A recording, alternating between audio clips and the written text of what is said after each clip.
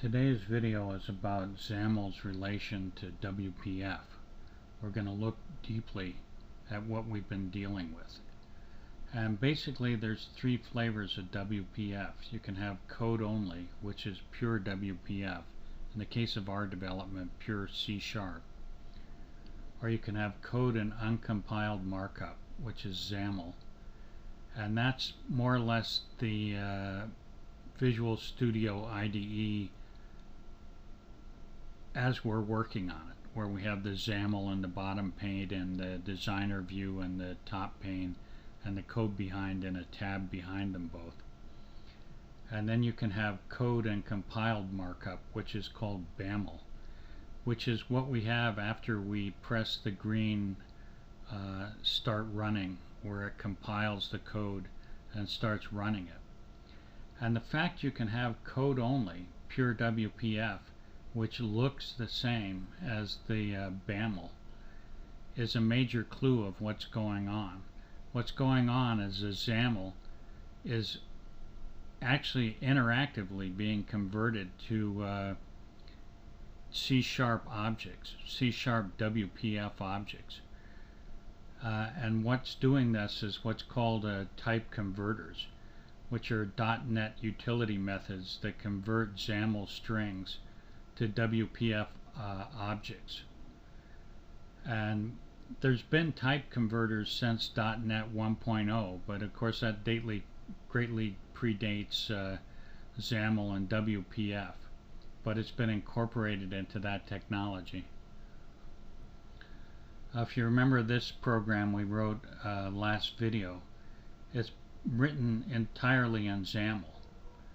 If you look at the Xaml at the bottom, it's a collection of 20 buttons with attributes of width, height, and content. And these are all within a wrap panel, a dynamic flow layout.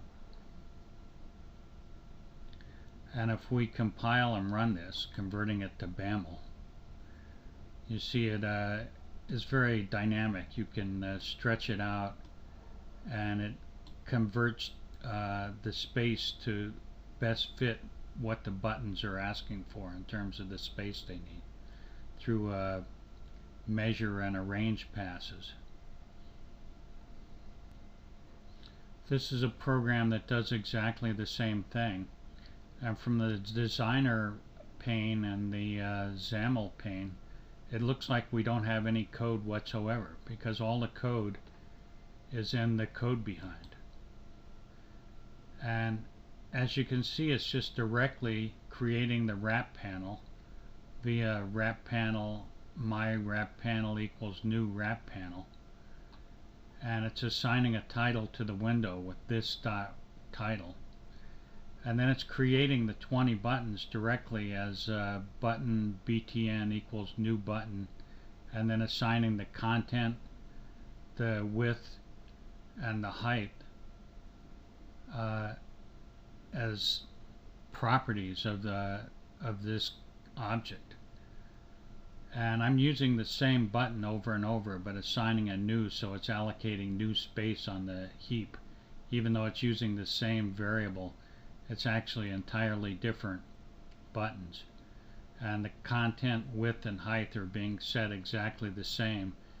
And my wrap panel.Children.Add is adding each of these buttons in turn to the wrap panel. And this is actually the code that gets generated by the type converter, although you never see it.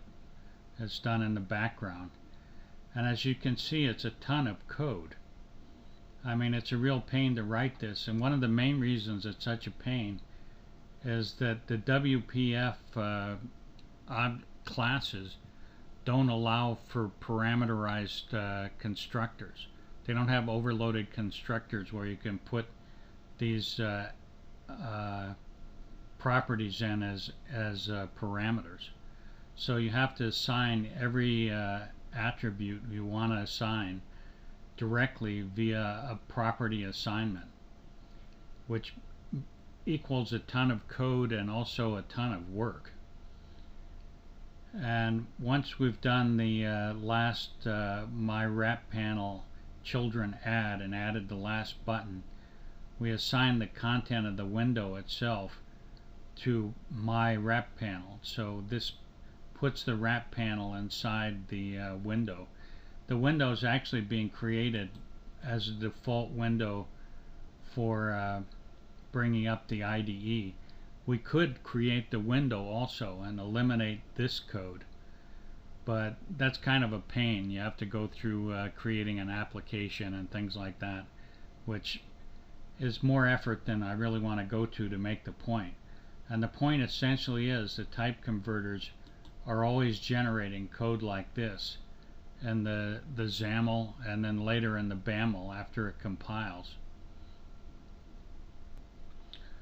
So if we compile and run this program, you see it looks identical to the one we did before, which was written purely in Xaml. And just as with that one, if we adjust the window size, the buttons adjust to fit into the wrap panel. Well, I hope you enjoyed this video and learned a lot, and I'd appreciate it if you'd subscribe.